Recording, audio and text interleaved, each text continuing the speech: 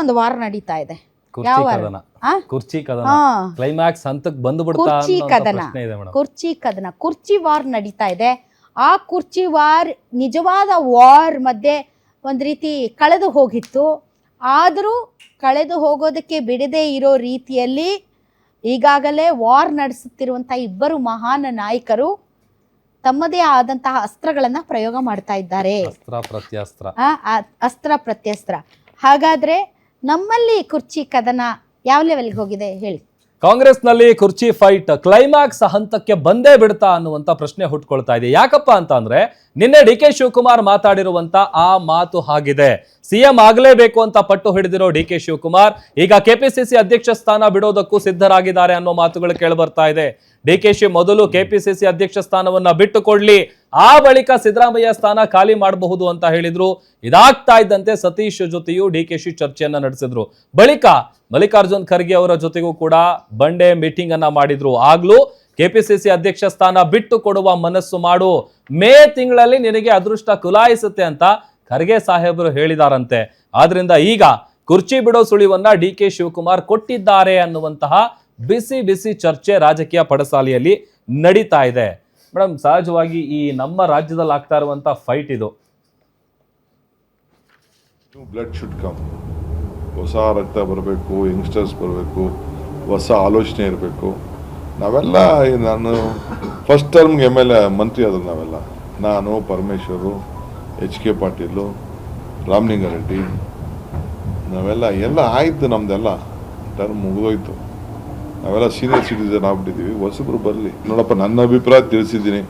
ಪಾಪ ಹೊಸಬ್ರು ಕೇಳೋರು ಈಗ ಫಸ್ಟ್ ಟೈಮ್ ಎಷ್ಟೋ ಜನ ನಾವೆಲ್ಲ ಆಗಲಿಲ್ವೇ, ಹಂಗೆ ಆಸೆ ಇರ್ತದೆ. ಅವ್ರ ಆಸೆನೂ ತಪ್ಪು ಅಂತ ಹೇಳೋಕ್ಕಾಗ್ತದ? ಖಂಡಿತ.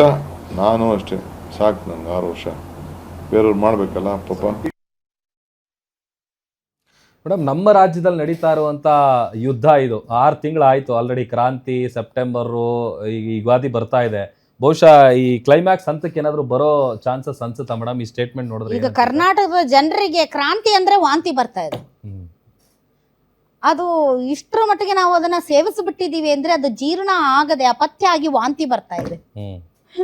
ಈ ಕ್ಲೈಮ್ಯಾಕ್ಸ್ ಗಳನ್ನ ನಮಗೂ ಹೇಳಿ ಹೇಳಿ ಹೇಳಿ ಸಾಕಾಗೋಗಿದೆ. ಬಟ್ ಇವತ್ತು ಡಿ ಕೆ ಶಿವಕುಮಾರ್ ಅವರು ಯಂಗ್ ಬ್ಲಡ್ ಶುಡ್ ಕಮ್, 6 ವರ್ಷ ಆಯ್ತು ನನ್ಗೆ ಸಾಕು, ನಾನು ಬಿಟ್ಕೊಡ್ತೀನಿ, ನಾನು ಫಸ್ಟ್ ಟೈಮ್ MLA ಆಗಿದ್ದಾಗ ಫಸ್ಟ್ ಟೈಮ್ ಮಿನಿಸ್ಟರ್ ಆದೆ ಅಂತ ಎಲ್ಲ ಮಾತಾಡ್ತಾ ಇದಾರಲ್ಲ, ಅದ್ರ ಹಿಂದೆ ಯಾವುದೇ ರಾಜಕೀಯ ಇಲ್ಲ ಅಂತೀರಾ? ಖಂಡಿತ ಇರುತ್ತೆ. ಇದು ಕೇವಲ ತ್ಯಾಗ ಅಂತೀರಾ? ನೋಡಿ, ಮೊನ್ನೆ ಒಂದು ಸಚಿವ ಸಂಪುಟ ಸಭೆ ನಡೀತು.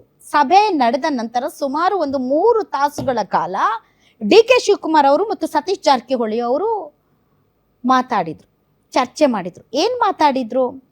ಡೆಫಿನೆಟ್ಲಿ ಈಗ ಡಿ ಕೆ ಶಿವಕುಮಾರ್ ಅವ್ರಿಗೆ ಗೊತ್ತು, ಸತೀಶ್ ಜಾರಕಿಹೊಳಿ ಅವರು ಮುಂದಿನ ಮುಖ್ಯಮಂತ್ರಿ ನಾನು ಆಗಬೇಕು ಅಂತ ಅವರು ಮಾತಾಡಿದ್ದಾರೆ. ಮತ್ತು ಅಧ್ಯಕ್ಷರು ಬದಲಾವಣೆ ಆಗಬೇಕು ಅನ್ನೋ ವಿಚಾರ ಕೂಡ ಅವರು ಹೈಕಮಾಂಡ್ ಜೊತೆ ಮಾತಾಡ್ಕೊಂಡು ಬಂದಿದ್ದಾರೆ ಅಂತ ಡಿ ಕೆ ಶಿವಕುಮಾರ್ ಅವ್ರಿಗೆ ಗೊತ್ತು.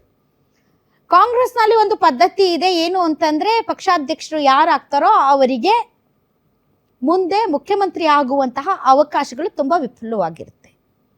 ಸತೀಶ್ ಜಾರಕಿಹೊಳಿ ಅವರು ಆ ನಿಟ್ಟಿನಲ್ಲೇ ಯೋಚನೆ ಮಾಡ್ತಾ ಇದ್ದಾರೆ. ಈಗಂತೂ ನನಗೆ ಈ ಕುರ್ಚಿ ಕಾದಾಟದಲ್ಲಿ ನಾನು ಯಾವುದೇ ರೀತಿಯಾದಂತಹ ಆಕಾಂಕ್ಷೆ ಅಲ್ಲ, ಬಟ್ 2028ಕ್ಕೆ ನಾನು ಮುಖ್ಯಮಂತ್ರಿ ಆಗಬೇಕು ಅಂತ.